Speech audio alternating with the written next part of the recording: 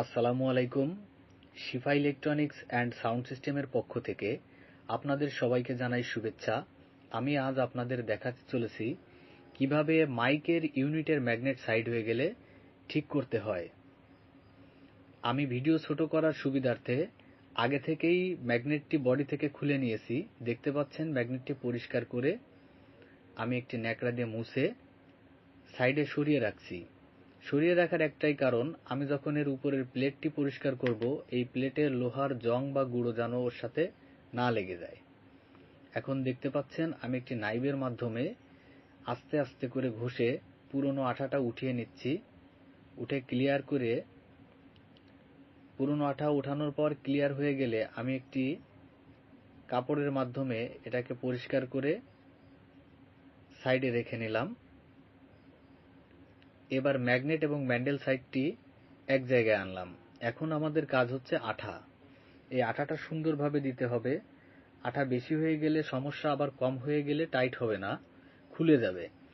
এই জন্যে আমরা এখানে ব্যবহার করব অ্যাডাটাইট আঠা। এই আঠাটা আপনারা যে কোনো হার্ডওয়্যার দোকানে কিনতে পাবেন। ৮০ থেকে ৮৫ টাকার মধ্যে পাবেন এই সাইজটা আশা করি। এর ভিতর দুইটা আঠা আছে।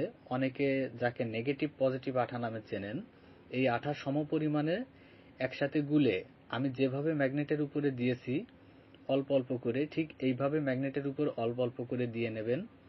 এরপর লাগবে হচ্ছে কাগজের টুকরা, একটু শক্ত কাগজের টুকরা।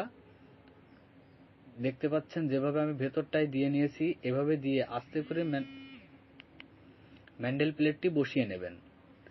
বসানোর সময় অবশ্যই এই নাট কয়েকটি লাগিয়ে নেবেন, কারণ নাট না লাগালে আপনাদের হাতে চাপ লাগতে পারে, এই জন্য। এরপর আমি সিলভারের শীট দিয়ে, পাতলা শীট, এটা আপনারা ক্যান থেকে কেটে নিতে পারেন, স্পিড, টাইগার, ক্লেমন, এই ক্যান থেকে কেটে নিতে পারেন। এই শীট দিয়ে কয়েলের ছিদ্রগুলো পরিষ্কার করে একেবারে ক্লিয়ার করে যতটুকু মাপে প্রয়োজন সেই মাপটা নিয়ে নিচ্ছি সমানভাবে। নেওয়ার পরে আপনারা একটা স্ক্রুড্রাইভারের মাধ্যমে আস্তে আস্তে লুজ করে দেবেন এই 4টি নাট।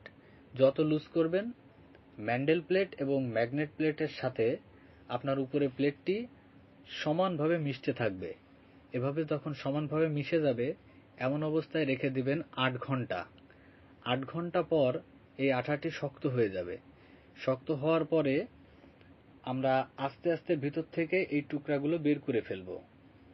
কাগজের টুকরা এবং অ্যালুমিনিয়ামের টুকরা বের করার পর আপনারা দেখতে পাচ্ছেন আমি 8 ঘন্টা রেখে দিয়েছিলাম। ভিডিওটা স্কিপ করে দিছি কারণ অনেক সময়ের ব্যাপার।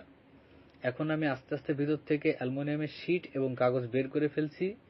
বের করার পর খেয়াল করুন, একেবারে ঠিক যেভাবে ছিল নতুন অবস্থায়, ঠিক সেইভাবেই সব দিকে সমানভাবে ছিদ্রটা একই রকম আছে। কয়েলটা খুব ইজি যাবে আসবে, ঠিক সেইভাবে সেট হয়ে গেছে আমার ম্যাগনেট। এখন এটা সম্পূর্ণ রেডি। আমি বডির ভিতর ঢুকিয়ে সেট করে এটিতে নতুন কয়েল লাগিয়ে আবার ব্যবহার করতে পারবো। ধন্যবাদ সবাইকে। আল্লাহ হাফেজ।